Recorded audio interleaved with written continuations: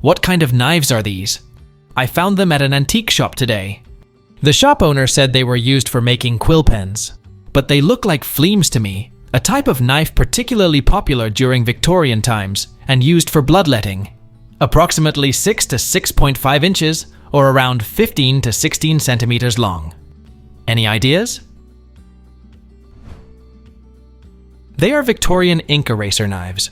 These unusual tools were used to delicately scrape the surface of the paper to remove the top layer, thus removing writing mistakes. Back when everyone wrote by hand on thick paper with quills and dip pens, the object was to delicately lift the ink off the page without damaging the fibers of the paper. That way, a new line or character could be drawn. India ink isn't like modern oily inks, it was closer to tempera paint. Using a curved edge, laying almost flat to the paper, you could kind of scoop it off. What is this thing I found in a hardware store? I have no idea what it is. It is made by a company called Hudson and is stamped made in Japan on the bottom. Inside is a funnel-like cavity with a rotating piece of metal turned by the crank. Do you have any ideas about it? It's a 1950s Hudson Bug Duster, as seen in the second courtroom scene of the Bee Movie. What is that? It's a bee smoker!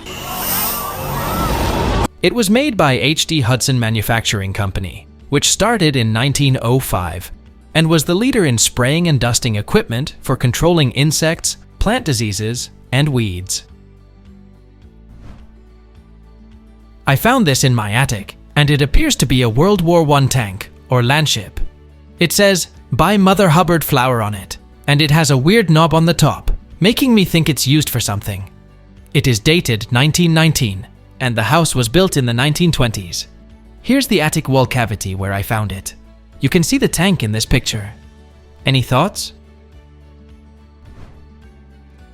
It's a rare 1919 table petrol striker in the shape of a Mark IV World War I tank. It's a heavy lighter, weighing about 1.5 pounds. It was created by the Art Metal Works, Ronson Company. The LVA stands for Louis Vincent Aronson, the company's founder. Mother Hubbard flour was manufactured by the Hubbard Milling Company of Mankato, Minnesota. My guess, as the child of longtime antique dealers, is it was perhaps used to light stoves or ovens. My father would refer to it as an advertising piece, possibly a premium for buying the product. What is this spoon-like thing found at my grandma's house? I thought it was a spoon at first, but then I noticed the holes in it. Maybe it's a type of fish scaler. Any idea what it might have been used for? It's a 1960s butter shaver, used to apply butter on bread or corn on the cob. Just use it to shave small pieces of cold butter on one side, and then smoothly spread the butter on the flip side. What is this round metal thing in the wall of my school? It has vents on the sides, and sometimes makes a hissing sounds. The hissing sounds threw me off. Any idea what its purpose is? It's a 1950s Honeywell pneumatic thermostat for the HVAC system. Instead of wires, it uses air, kind of like air brakes in a bus. When they fail, they leak air and hiss. It was manufactured by the Minneapolis Honeywell Company. The renowned industrial designer Henry Dreyfuss designed the iconic round line of Honeywell thermostats that debuted in 1953.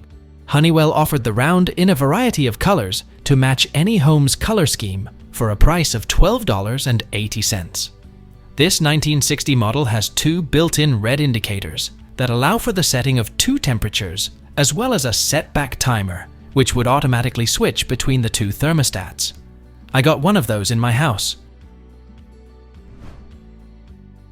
What is this handmade ceramic roughly the size of a cauliflower, seen at Goodwill in the DMV area?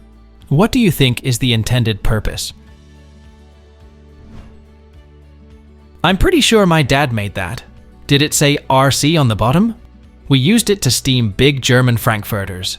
We put water in the bottom, and the oven sits on a hot plate, keeping them warm so you can just snack on them all day. The dogs sit in between the ceramic fingers. The water boils lightly, tumbling and turning the floating dogs and cooking them perfectly. I think of it as a really low-tech big hot dog steamer.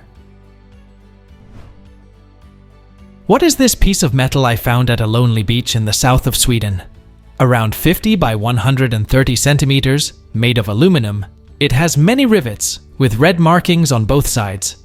It is mostly gray, very light, with some insulation material inside and a ball gearing at the top.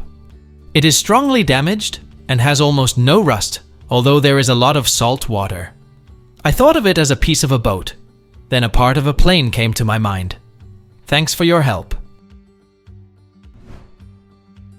Former aerostructures designer here. It's part of the main wing of a Russian P-124K-85 Malachit, an anti-ship cruise missile for corvettes and submarines that entered service in 1972. It even has those small red cross marks. They often have wheels on the trailing corner that spin rapidly to provide gyroscopic stability. They must have been used for training purposes, and there is plenty of Russian activity in the Baltic Sea where this was found. What is this 4 to 5 foot long wooden pole with a metal tag, with writing nailed to it that reads, Discovery Revenue 49X and 55? It was found on the side of a mountain about 10,500 feet in elevation on Geneva Peak in Colorado, near an old abandoned mine. The wood looks pretty old, but the tag isn't too dirty or rusty, and the writing seems to be hand-engraved. The old mine is a few hundred yards away, and this seems to be on what might be an old road. Any ideas? It's definitely an old claim marker stake for an old mineral claim. It is a requirement that the claim be staked out. Staking your claim requires field monuments. You actually have to go out and put on the ground location notice. Wooden posts are a very common way to monument a claim. Someplace they allow you to do blazed tree trunks, where you actually cut down a small tree and mark it in the wood of the tree. Piles of rock if you really have an emergency and you don't have any other option. After you stake the claim, you file your paperwork with the Bureau of Land Management and local county offices. I used to place these 4 for each corner and a discovery post that holds more info. What is this collection of 2 to 3 inch chrome and brass tubes? There are 7 pieces of graduating length in the trapezoidal tin box. The chrome inserts into the brass and is hinged halfway, with a bulbous tip. Both the chrome and the brass are hollow, the brass are having 2 holes on one side, through one of which the chrome tube's end is nearly flush. The only markings are 3 initials on the tin box. Anybody have any idea about the use of this set? Please tell us down in the comments.